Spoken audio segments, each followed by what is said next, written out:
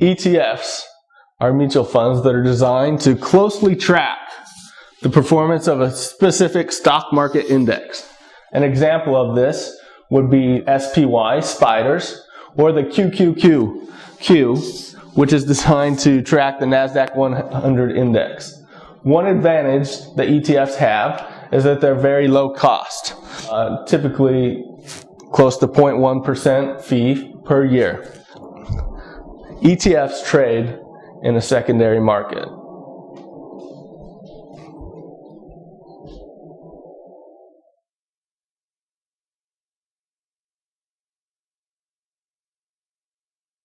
There are several different types of ETFs that have been created.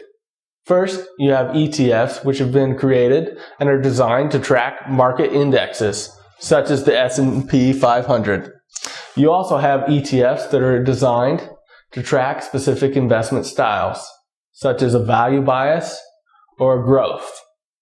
You have ETFs that are designed to allow investors exposure to specific sectors, such as the OSX, which tracks oil services stocks. You also have ETFs that are designed to give investors exposure to specific geographies or regions that they want to invest in.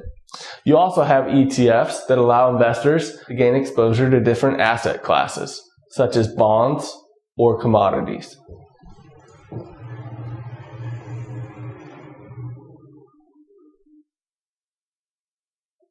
There are three different legal structures used by ETFs in the United States: managed investment companies, unit investment trusts, and grantor trusts.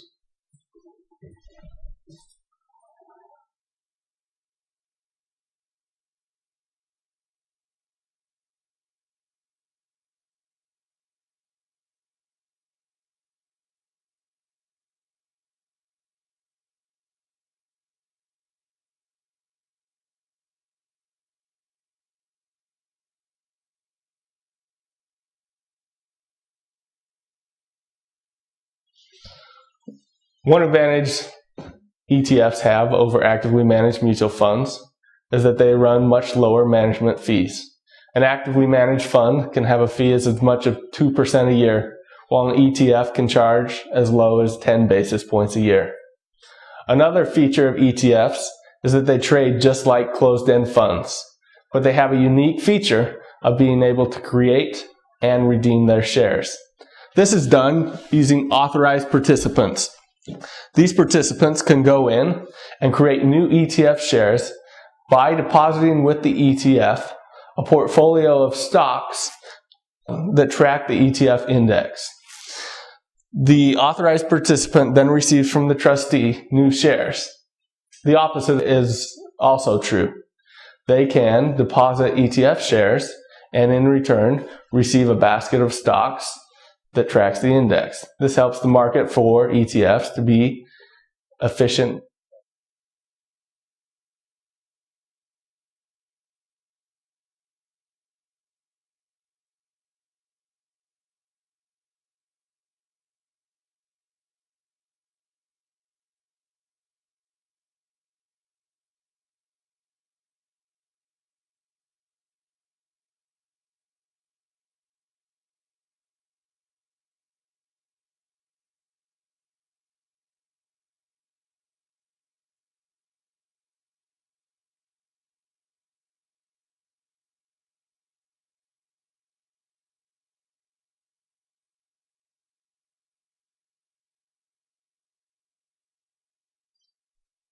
ETFs have several advantages.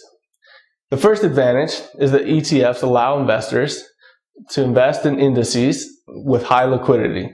The second advantage is that investors have lots of diversification when they invest in an ETF.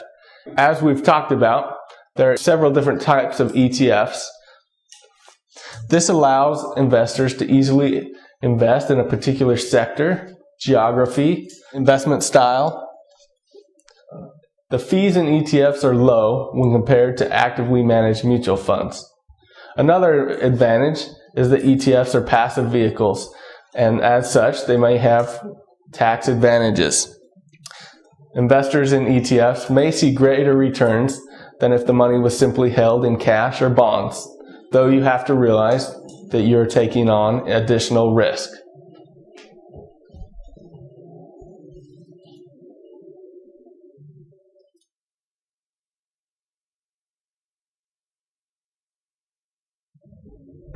Let's talk about the risks of investing in ETFs.